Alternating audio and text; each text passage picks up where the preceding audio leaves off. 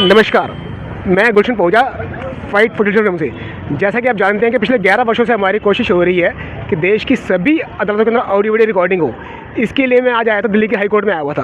तो दिल्ली इत्तेफाक से दिल्ली के हाई कोर्ट के अंदर हमें एक द्वारका कोर्ट के एक वकील साहब मिले।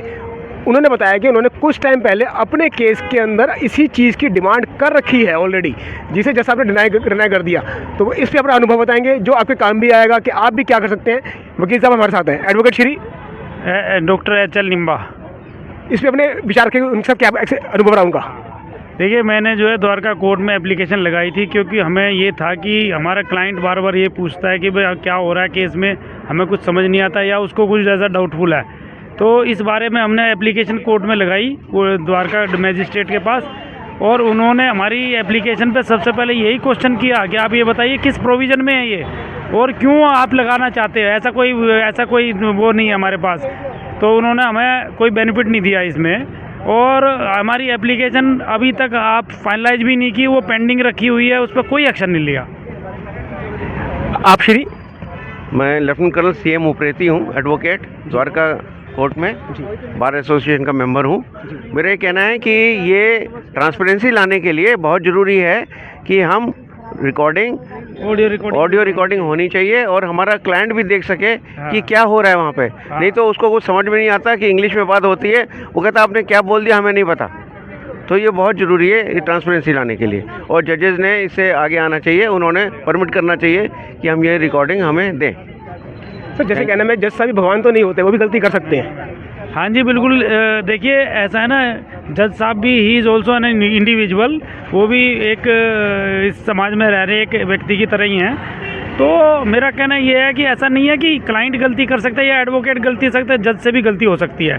तो ट्रांसपेरेंसी लाने के लिए कि हाँ भाई क्या हो रहा है, कोर्ट में क्या हो रहा है, किस क्लाइंट ने क्या बोला और जजेस ने क्या बोला, तो वो क्लैरिटी आनी चाहिए। कई बार हमने देखा कि जजेस भी गलती करते हैं, तो वो हम बाद में हम प्लीडिंग करते रहते हैं, उस पर कोई एक्शन नहीं होता। उसके लिए अपील में जाएं, हायर कोर्ट में जाएं, ये सब करते रहे, बस उसके लिए फिर हरेसमेंट हमारे क्लाइंट का है या हम लोगों का है। धन्यवाद सर आपका। आपने हम देश की जनता से कहना चाहेंगे, जैसे वकील साहब ने एफर्ट्स किया है अपने क्लाइंट्स के लिए, हर वकील को ऐसा एफर्ट्स करना ही चाहिए कम से कम।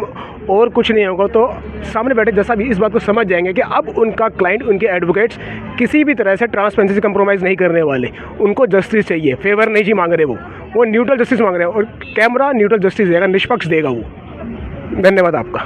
धन्यवाद आपका। सिर्फ ये सोचिए कि अगर इन्हीं जज साहब की अदालत के अंदर उस दिन या उसके बाद हर रोज़ एक मुकदमा ऑडियो वीडियो रिकॉर्डिंग की एप्लीकेशन के साथ दायर हो जाता, या चलते हुए मुकदमों के अंदर ऑडियो वीडियो रिकॉर्डिंग की एप्लीकेशन की मांग कर ली जाती, तो क्या फ़र्क पड़ता इन जज साहब पर?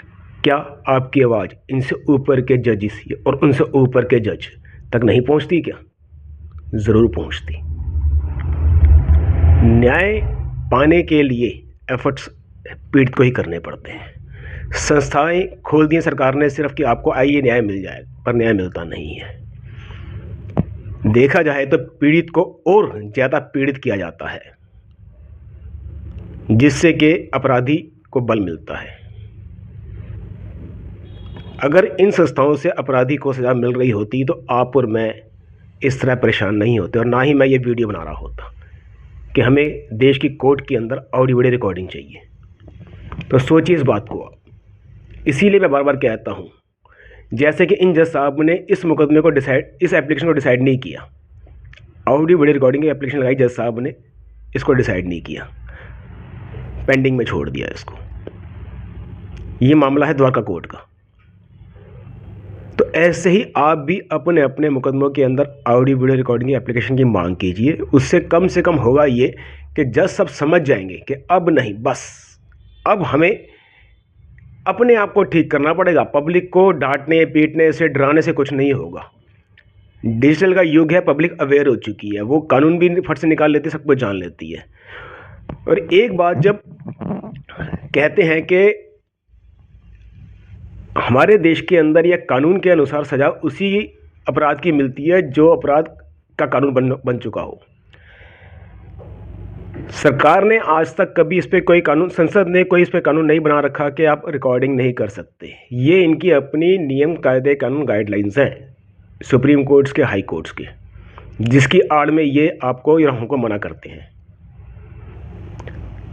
अगर ये कहेंगे पुलिस को कि गिरफ्तार कर लो, तो हमें और आपको गिरफ्तार कर ले जाएगा, लेकिन हम जानते हुए भी कहेंगे, देखते हुए कहेंगे कि ये जज साहब या ये फलाना अधिकारी ये गलत कर रहा है, इसे गिरफ्तार कर लो, तो ये गिरफ्तार नहीं करेंगे पुलिस।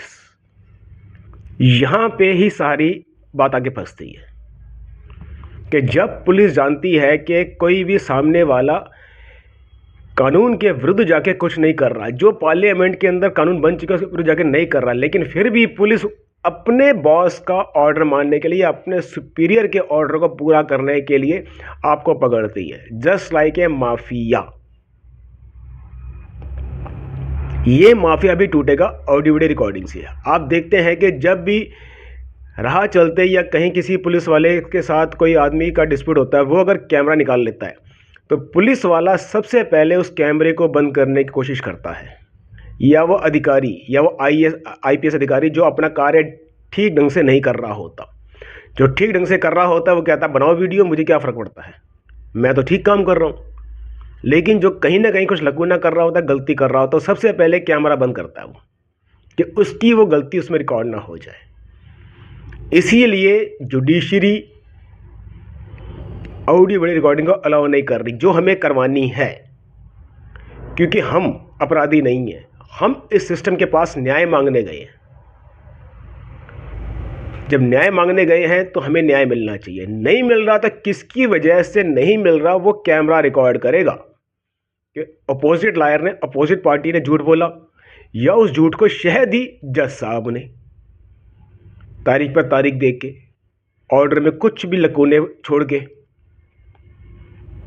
तो मैं धन्यवाद करूंगा इन वकील साहब का, और साथ में ही उस वादी या प्रतिवादी जो भी है, उनका जो क्लाइंट है उसका भी, कि उन्होंने एफर्ट्स किए, हिम्मत करी कि अपने कोर्ट्स के, अपने मुकदमे के अंदर ऑडियो वीडियो रिकॉर्डिंग की एप्लीकेशन लगाई।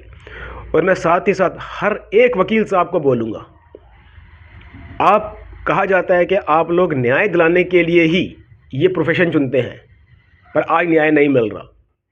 कारण कुछ भी हो सकते हैं, उंगलियां आप पर भी उठती हैं, वादी प्रतिवादी पर भी उठती हैं, जज पर भी उठती हैं, लेकिन कम से कम आपको अपना पार्ट पूरी तरह ईमानदारी से 100% अदा करना चाहिए।